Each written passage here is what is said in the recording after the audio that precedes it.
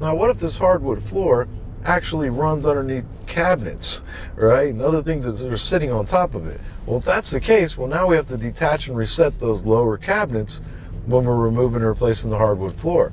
Now, doing that, a lot of adjusters will put detach and reset cabinets, and they'll miss all the other items that you have to do with doing that, like such as detach and reset sink, remove and replace angle stop valves, remove and replace P-trap assembly, remove and replace plumbing fixture supply lines, detach and reset dishwasher, detach and reset garbage disposal, detach and reset sink faucet, detach and reset countertop, detach and reset backs, or probably remove and replace even, backsplash, right, toe kick, all these other things that have to actually be done that a lot of people miss out, leave out of their estimates erroneously.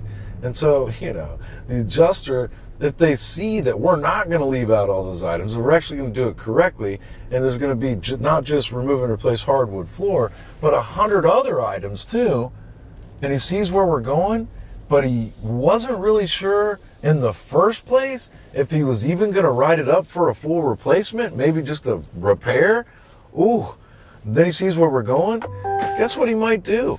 He might just decide at that point to deny the whole thing. Nope, repair only, because now he sees where we're going with it, right?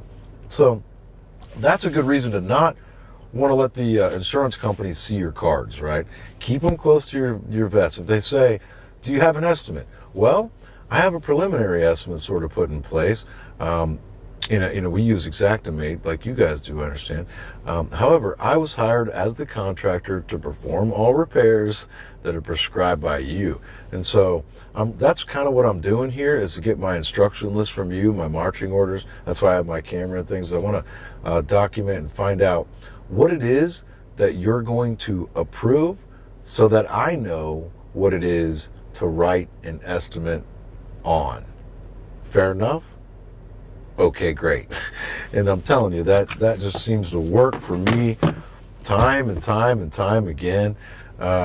Just let the insurance company make the first move. Let them come out and set the trap that they set for themselves. And, then they just come out and step in it. They set the trap, they step in it.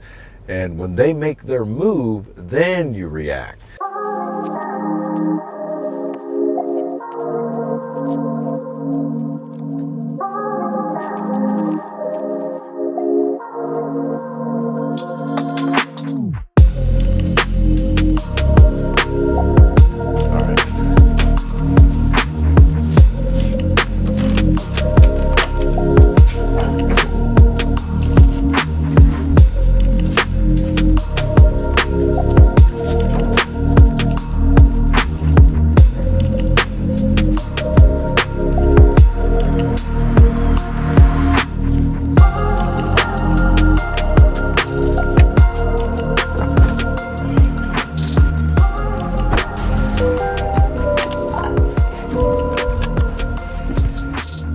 Go now to a client that has massive amounts of repair that is needed, lots of damage. And so I was talking earlier about how a lot of these claims have wind and flood, like two different insurance companies that they have to deal with. This is not one of those. This one just has wind only. It's not in the floodplain, not I guess close enough to the water. It could be close enough to the water. I'm not sure, but they did not that I know of did they have storm surge problems. So it was just one claim through their homeowner's insurance, and the roof failed miserably. Like water just dumped inside this house from the top, from the roof, where it failed. And it just completely destroyed all the ceilings, and they were just dropping out all through the walls, and just got into the flooring, into everything, the insulation. So I believe the decking on the roof is also soaking wet. And my client, the contractor, he went in and had a crew, demo all the wet stuff and get rid of it, and take it all out. And we're talking, cabinets and vanities and just tons of stuff that was completely destroyed by water. And so the insurance company came out and they inspected everything, and they wrote an estimate that was over $200,000. And, if you look at that initially, you might think, oh, good, this is a good job that the insurance company did. They took care of all the repairs, but they really didn't. There's a lot of items that are missing. You'll see items like cabinets that are approved, but the cabinets aren't the right grade. They'll have standing seam metal roofing, but it's not premium grade. Things like that. You'll see that in estimates. This one I think is a shingle roof though. But there's they did a good job on the roof, but then there are other items missing from the roof.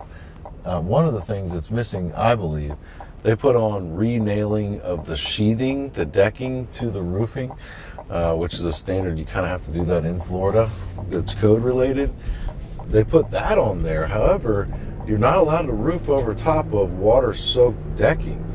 And I believe that decking, because of the amount of water that got inside, that actual plywood, it should have been soaked. And so probably more than likely that decking needs to be replaced. And that's one major thing that they missed. But the other thing is that if you look on through the insurance estimate, you'll see like R&R drywall, it'll say, and that's for remove and replace drywall. And when people see that, they're like, okay, great, they paid for the removal and the replacement of the drywall.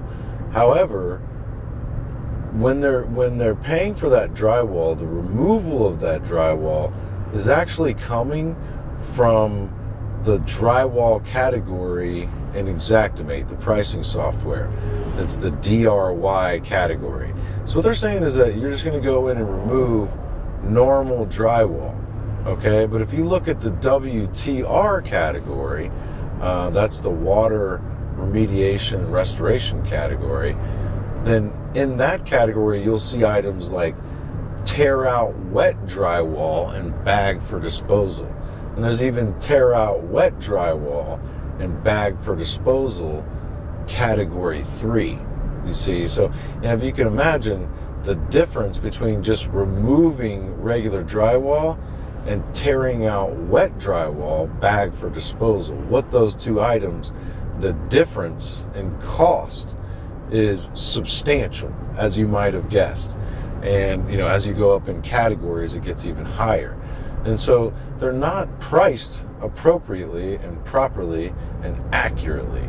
So really, what you need to be thinking of in your mind when you see jobs like this that have extensive damage like that, you need to be thinking of, hey, all of the R&R anywhere on this estimate, and also the detach and reset items, all of those items, you want to draw an imaginary line in your head down between the R and the R and between the detach and reset, to take everything that is remove, okay, and put it over on this side, and detach, keep it on, take it also and put it on that side. And those detach and removal items by themselves can literally be put into a whole estimate by themselves and submitted just that way. Whereas all of your replace, and reset can all be put on its own estimate. And of course, I would start with the removal, those demolition, mitigation, if you will, items, putting them onto their own estimate. And they would classify and categorize as mitigation.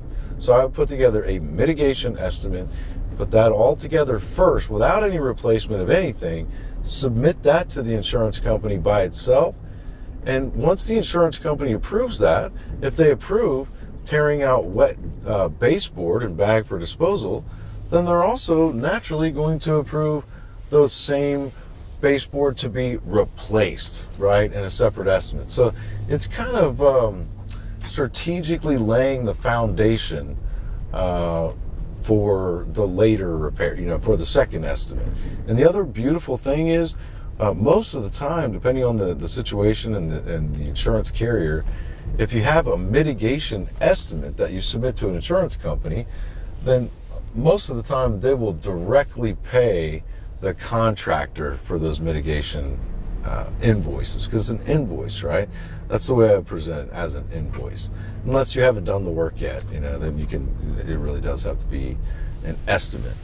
And let's see, is this the house right here? I think this is the house. We'll check it out.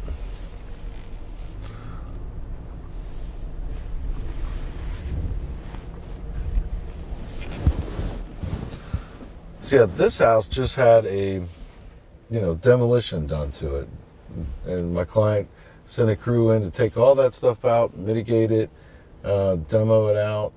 And so the ceilings you'll see are missing, all the drywall's gone, all the insulation's gone, and it's mostly dry inside now.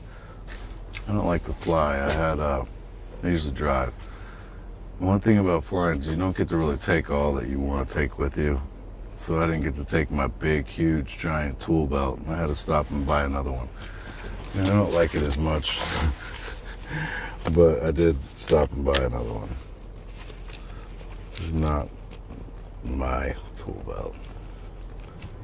I left from Cincinnati Airport yesterday morning, and it was in the 30s or 40s. It's like, what, 81, something like that here? Just like that. So able to meet? Yeah, he's all tied up. He is always being pulled in all different directions. I think that's why I'm really supposed to be helping him, honestly. Just because he can't really focus. He's being pulled in all different directions. I know what that's like, too. Like, I've been in that situation many times as a contractor, but I always relate it back to a job I had when I was a kid. When I was like 21. It was a serving job at this Mexican restaurant. And then I became a bartender. You had to be 21 to be a bartender. So when I became 21, I was a bartender.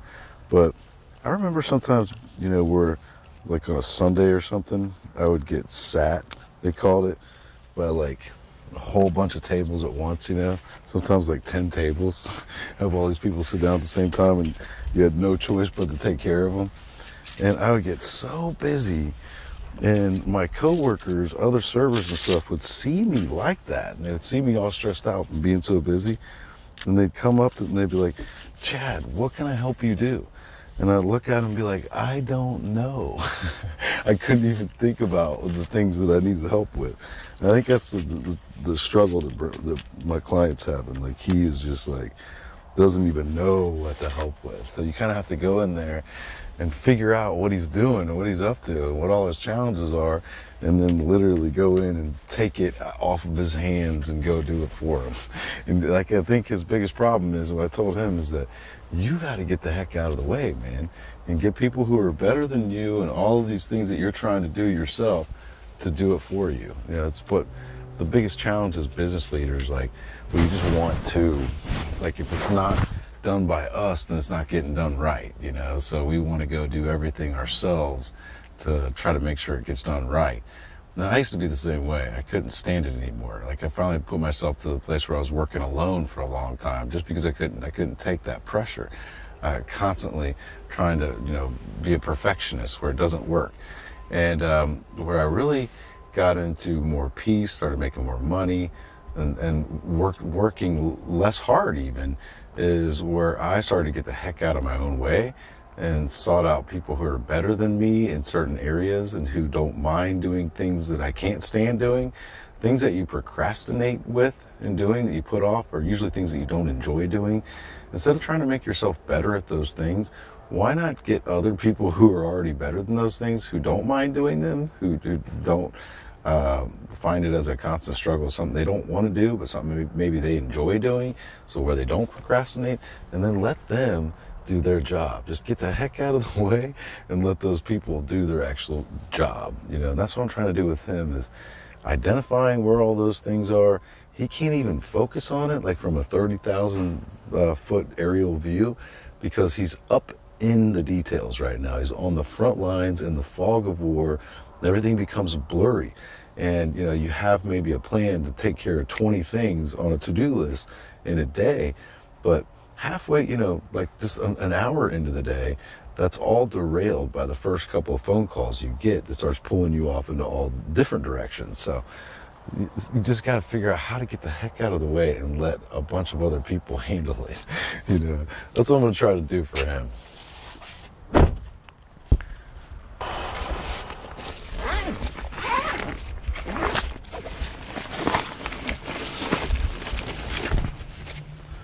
So I already did a drone video on this. Don't have to do that this time.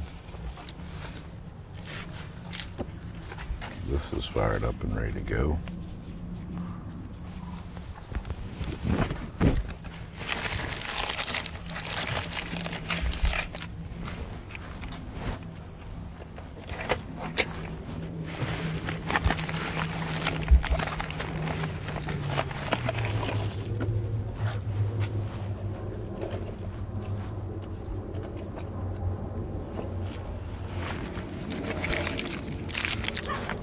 Protein bar.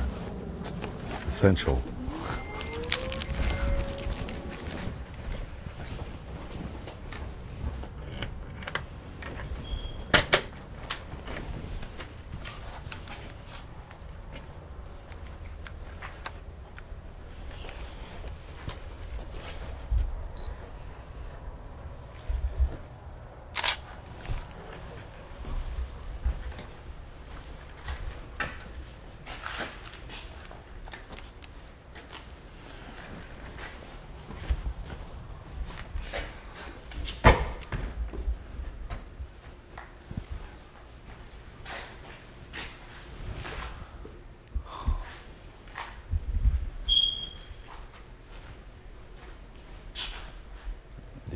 Certainly see where the decking is wet.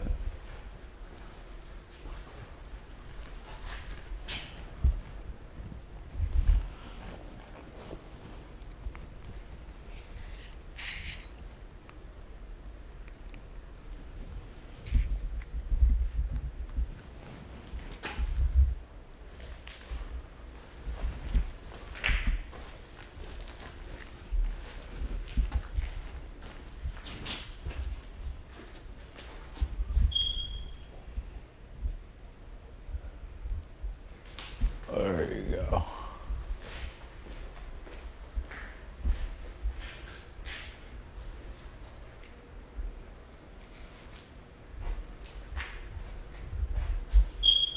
So that's good. I just need to get some pictures of some of this stuff here. Got the smoke detectors going off, huh? I believe most of them are gone. I don't even know which ones are left. We have pictures of this too, like the way that it looked before. It was just a mess. Like all the paint was dropping off the ceilings and ceilings were caving in. So those pictures are also helpful so you can see what kind of building materials are here. This is one of the only guys we've seen so far that has a perfect swimming pool. His hot tub got messed up, but his pool, he said he had a stubborn pool guy that got in it when it was cold and cleaned it all out and refused to let it go bad. You get a little bit of metal inside though, a couple nails or pieces of metal, and the whole thing just goes kaput. It just goes through the filtration system and destroys it. But he has a gleaming swimming pool. All right, let's take some photos of this.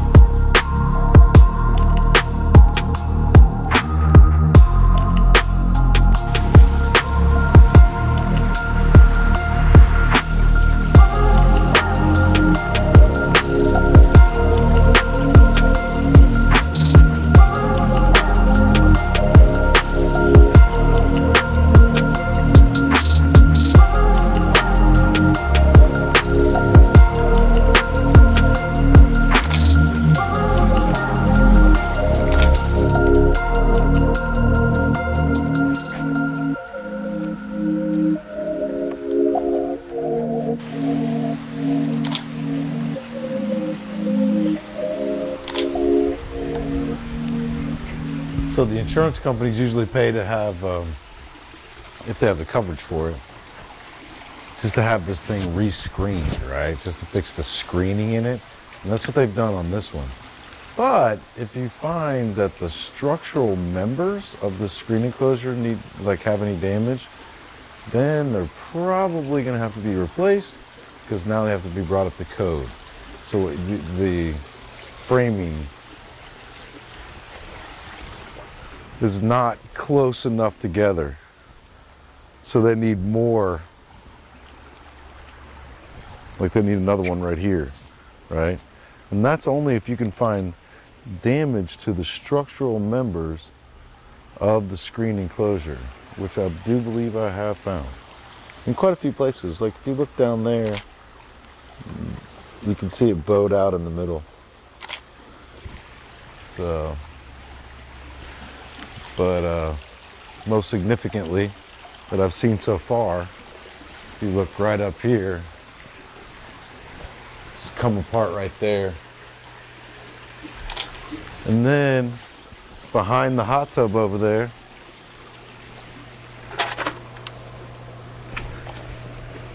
there we have it. That, my friend, is structural damage to the screen enclosure.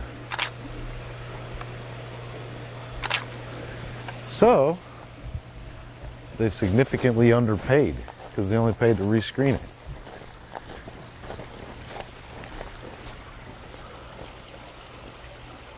It's like a removable panel so that they can get to the screen enclosure, but it's all bent up.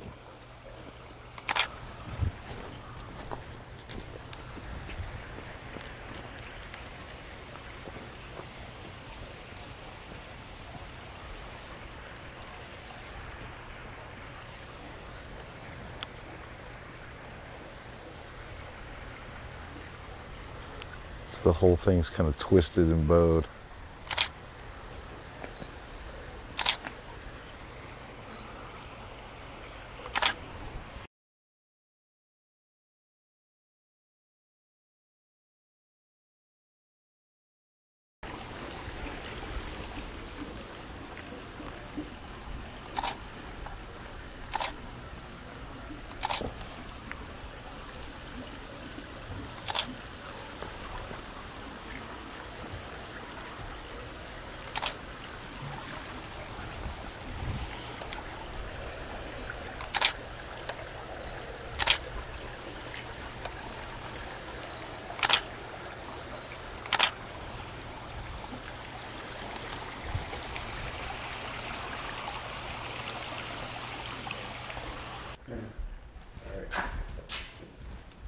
So essentially this property has already been demoed mostly. All the wet drywall and insulation was taken out of the ceilings, out of a lot of these walls. The upper and lower cabinetry was taken out. The sink and garbage disposal and dishwasher, etc., backsplash. Lots of light fixtures, smoke detectors, etc., have been removed, hauled out of here, and now we have to produce an Xactimate estimate for all of that mitigation work, the demolition work, and submit that as an invoice to the insurance company as work already incurred, and then we'll separately submit to them reconstruction or replacement estimate. And so there was, of course, a lot of furniture here, contents. That would be one other thing that I would say to do, is to make sure that you have the mitigation estimate separately put into an invoice as a bill submitted to the insurance company for work already performed, work already incurred, and they can send that directly to the contractor. It's direct bill. But then next, contents all in one for storing, packing, and handling. That would be totally separate after the mitigation estimate is approved. In this case, they had hired their own movers. My contractor client missed an opportunity there. but that possibly he'll handle the contents, moving them back in. But contents, packing, storing, and handling would be on a totally separate estimate. Then you follow up with the reconstruction estimate. So in this case, the insurance company already came out. It's just a wind damage only. There's no flood on this at all.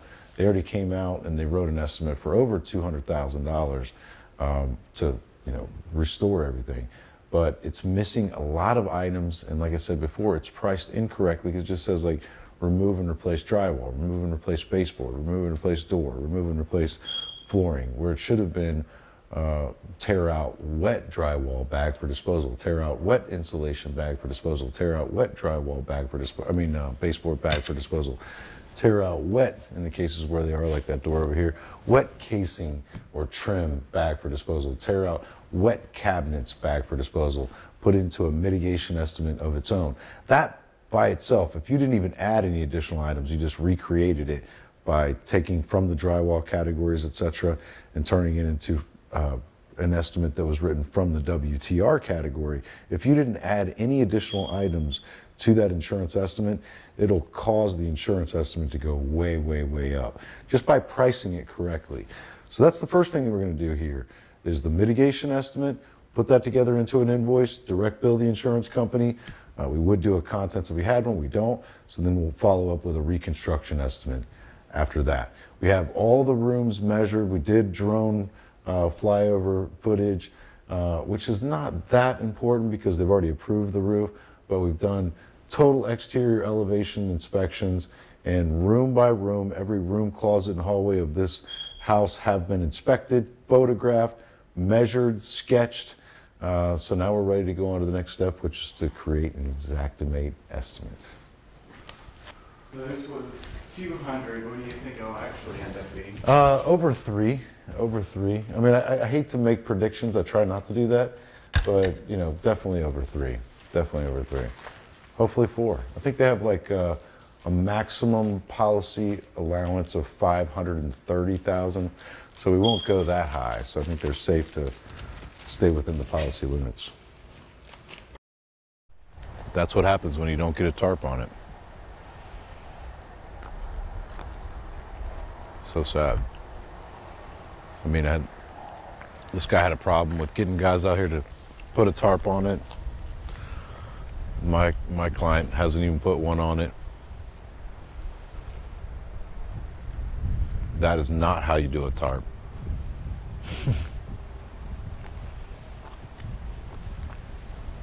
That's not from the storm surge. That's from the rain coming through the roof. And so when you look at all that stuff laying in a pile on the curb, you can just realize that that is not, what do you see there? You see drywall, flooring, insulation, cabinetry. And the thing I always say is, what's common about all those items? They're not freaking waterproof. And water travels with gravity. It runs down to the lowest point. That's just senseless right there. Baseboard, insulation, hardwood flooring, drywall, smoke detectors. Just pathetic. Tarping it in properly is just reprehensible to me, just because it's not solving the problem. It's still just it's just like a waste of effort. And then you're gonna build the insurance company because you didn't even do it properly. Like, that to me is just, I mean, they didn't tarp the whole thing. So in certain cases where that lumber is, the water's just gonna go right down into the lumber and cause it to run more into the building. So I think this one was a sinking ship already, But that house is an example of truly how the roof just failed. I mean, and it's a laminated composition shingle roof, so it's made to withstand a significant amount of wind, but not that much wind. Not as much wind as there was, So you get to a certain wind speed, it just can't hold up. It's going to fail. And then so whatever rain is involved in that hurricane is at risk of coming into the building. But then even more importantly, the rainstorms that come after. See, a hurricane usually goes fast. You know, the rains sideways, you know. And maybe it's downpour, but it's fast. It's out of here. You clean up that water, and then people just are not thinking that when it rains again, they're at that much more risk. Because when it rains again, one of these Florida rains especially, where it's pouring down rain for several hours, it was just doing that yesterday. The roof is just not going to hold up. The water's going to go directly into the building, down through the drywall, down through the insulation, into the flooring, into the baseboards, into the doors. And when moisture starts coming inside of a building like that, inside of any home like that, then it's going to start messing up the AC system too. The AC system is designed to, you know, handle the certain amount of humidity that dehumidifies it. It keeps it regulated, keeps it at a certain dryness, right? Well, it's going to throw off that AC system. It's going to totally mess it up. There's moisture in the room confined, not getting out, not dehumidifying. And so what happens then is, like anything wood or like a fiber material, drywall, it just swells up. Paint starts to separate from wherever it's onto. Like if you painted the drywall, the paint will start to peel away from the drywall. It'll start to peel away from baseboards and trim and casing and things like that. And cabinetry will start to swell, you know, especially like near the bottoms on the outside. That'll start to swell. And so everything just starts to, you know, hardwood flooring will swell and buckle. It's just moisture inside the building is just debilitating. You know, it's just ruinous, for lack of a better term. And people just don't seem to understand that that's going to happen. I think that most people understand that if you ask them, like, hey, man, if I took a hose and started running it on drywall, would that hold up? Most people understand that would not hold up. If I took a hose and sprayed insulation with it, well, you know, would that be good for the insulation? No, everybody knows that. If I took a hose and just started pouring it on cabinetry, would that be good for the cabinetry? No. Or put it inside the cabinets? No, that would not be good. People seem to understand this, so why would they not tarp the roof? So anyway, if you are tarping it properly, then you would tarp it 100% when the whole roof sustained that kind of wind damage, and the insurance company would pay 100% of that. They would pay for that. So if you go up there and put a 4x8 tarp on the roof thinking you're doing something, how much are you going to make doing that anyway? Not that much. I mean, I hope you're doing it out of the kindness of your heart, because they're not going to pay you for that. You know, a couple bucks. But if you actually do it properly, that actually pays really good too. So if you tarp it 100%, that roof right there is probably like $15,000 to tarp that thing properly. Believe it or not. So I mean, maybe not that much, because it wasn't very steep and it wasn't 2 stories. So I could be off by that. Maybe it's 10 to 12, something like that. I don't know, unless you run it through. But it's pretty significant, and it's somewhat profitable. You know, there's no reason why a contractor shouldn't be doing that. The insurance company will even send that check most of the time directly to the contractor without having to go through the client and having to get the money, you know, from the client. And so I see that all over after every one of these hurricanes. It's like number 17 for me, and it just breaks my heart every time. It really does. You see trees and stuff out in front of every building, every house. That's okay, but you should not be seeing all this drywall and cabinetry and everything else. We went around taking photos the last time I was in town of, I don't know, half a dozen properties, and then I had somebody come in after me the following week and inspected 5 properties, I think, maybe 6, and got a bunch more photos. We measured all of them and sketched everything out, and we've completed several estimates since then.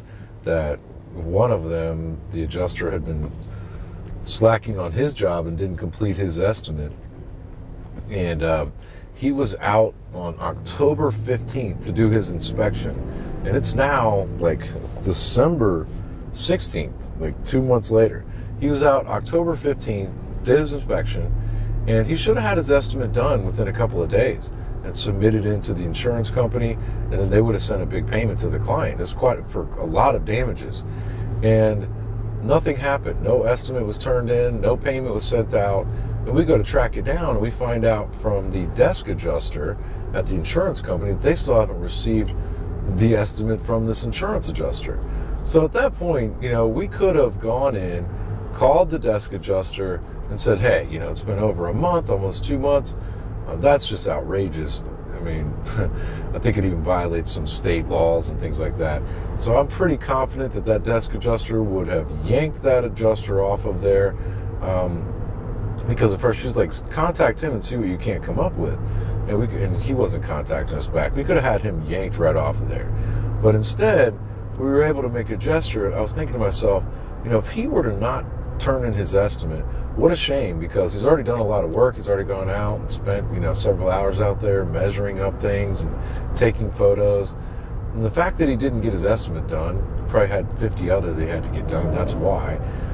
If he doesn't follow through, they're just going to yank him off and put another adjuster on, and then he's not going to get paid anything at all. So he should at least get paid for his work going out there and doing that, right? I mean, at least for getting it started like that. You might as well finish it out and get paid. So we went to him and told him, hey, I'm telling you right now, the desk adjuster, our client's getting ready to contact the desk adjuster to get back with them, and they're going to pull you off of this, and they're going to send another adjuster. We kind of think that's a shame if since you've already started the process. Why don't you just use our ESX file? Because we already have the estimate done, and it's in an ESX data file. So that's like if I sent you an ESX file and emailed it to you, and you tried to open it up, you can't open it up. But you have to do like a data transfer to get it imported into your Xactimate software, and then you can then start to make manipulations and changes to my estimate, inside of your Xactimate software. So if you saw something you didn't like, you could change it up a little bit, you can add to it, take away from it. But essentially what it does is it allows him to take off my name and my letterhead and put his on. And he can totally just go in there, do no work, and take the credit for doing all the work anyway. And he can get paid. And he can do it fast, right? So we proposed that to him, and he took the bait. He said, yeah, send me the ESX file, because he knew he was going to lose it, and he hadn't even started the estimate. So he took the ESX file, and he completed his estimate, turned it in. He called the client and said, oh, hey, just want to let you know that I finished my estimate and turned it in, and I reviewed your contractor's estimate and just made some changes to mine and increased things to mine, and I got that turned in. First of all, he didn't make any increases to his because he never even started his. If he would have made increases to his, it would have took him a lot longer than what it did for him to turn that around like that. So really, what he really did was he had nothing ready, and we completed, hours and hours and hours worth of estimating into this estimate report. He used our work and turned it in. That's a lot of what we do. If I were to take an estimate and submit it to the insurance company that was way, way, way higher than an estimate that they already had, what they're going to do immediately, I guarantee you almost all the time, especially as far apart as some of my estimates are from them, is they're just going to say, okay, well, we're going to send out another adjuster. It's called a re-inspect is what we call it in the industry. So that's what they're going to do. So I've come up with a way to kind of get around that. Like if I know that that they're going to have to send another adjuster, which they will have to do, by the way. If there's any significant changes, if there's items that are damaged that I've discovered that they never did discover, they're going to have to send out their adjuster to put their eyes and ears on it, to photograph it themselves. That's what field adjusters do, right? No matter how many photos I send them, they're going to have to send an adjuster of their own to document it themselves. And so I know that they're going to have to do that every time I send one of those estimates. So what I try to do is start by sending them a detailed photo report. You can do those Xactimate estimates where you leave out all the line item, like the estimate pages, leave out the line items, and you just export the cover letter and the images pages. So it's literally just a cover letter that looks like an Xactimate report Looks official with all the information of the client on there. But then underneath that is just images. So, and then I'll send an email that basically says, look, we've been hired as a contractor to perform all repairs that are prescribed by this claim. And we're trying to follow your prescription, but we're seeing that there are several things that are missing that we don't feel like your adjuster has seen yet or has included in their estimate. And so here's an attached report with all the photos showing the differences.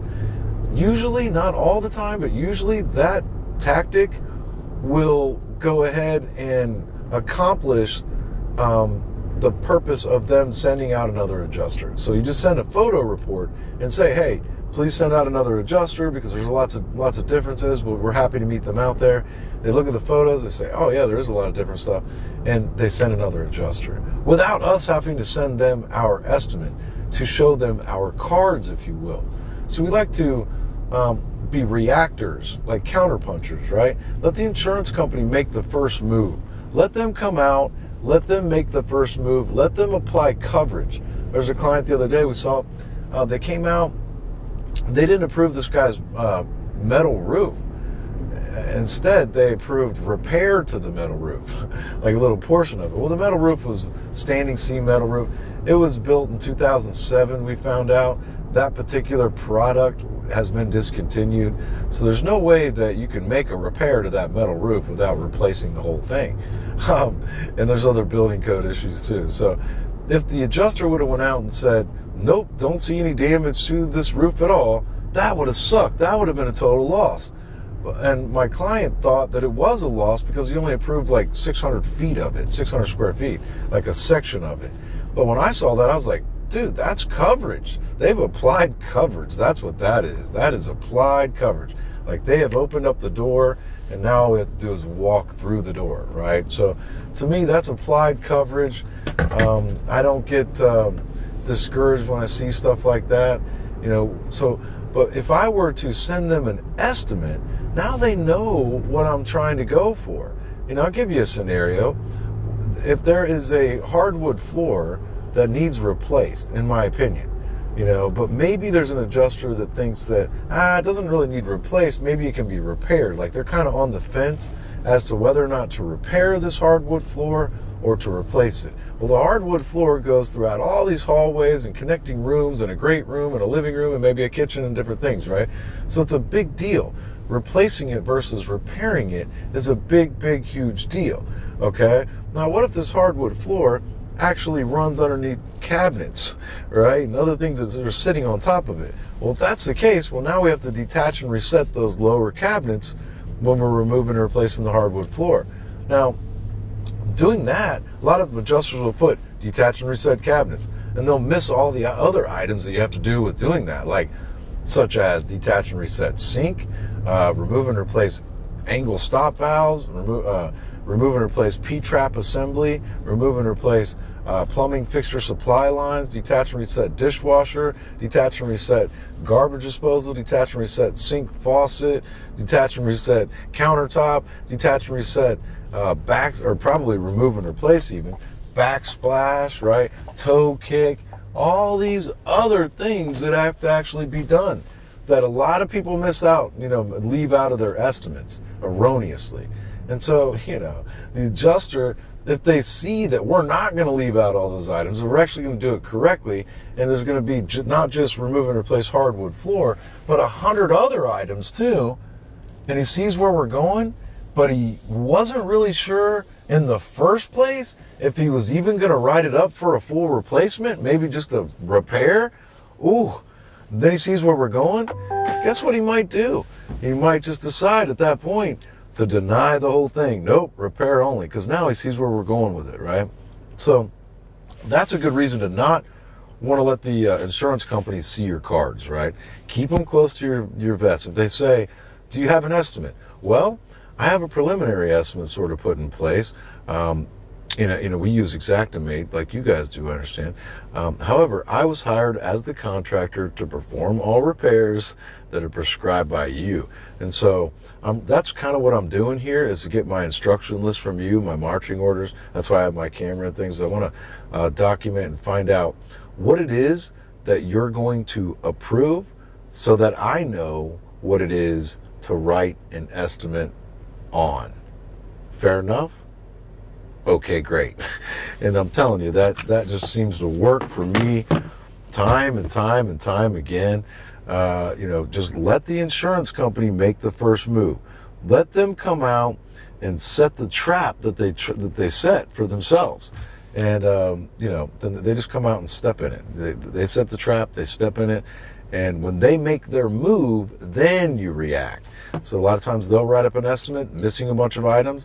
We'll come up with a photo report, send the photo report in. That will trigger getting another adjuster out there. We meet with that second adjuster, take them around. This time we're there with them. Try to get them to include as many items as we possibly can, and try to get them to use our ESX data file. That works so many times. So that's when we inspected all those properties and came up with all those photos. We've only done estimates on so many of them so far. We're actually starting with photo reports. Like, that'll trigger, people I think get trigger happy, and they try to do these big estimates. They go meet out these adjusters and they hand them these estimates. Don't do that yet. Be patient, take your time. Let the adjuster make their move first. I know you're eager to write these big estimates. I'm actually not. I don't like to waste my time and write big estimates if I don't even know what it is that they're applying coverage on first. So I want to start with the photo reports. That'll trigger, especially like first of the year. They're already coming, but already some of them have come. We've had to meet with adjusters. But after the first of the year, what we're going to see is just like a flood of adjusters come in because we sent out a bunch of photo reports. Now, like I was saying earlier, some of these homeowners have flood insurance and wind. So we're sending out photo reports to sometimes 2 different insurance adjusters on each one. So that's going to trigger a bunch of insurance adjuster appointments. I have a feeling when I come back, I'm coming back down here on the 31st of December through the 7th. I have a feeling we're going to have a lot of adjusters appointments that week. So anyway, that wraps up this little segment. See you on the next one.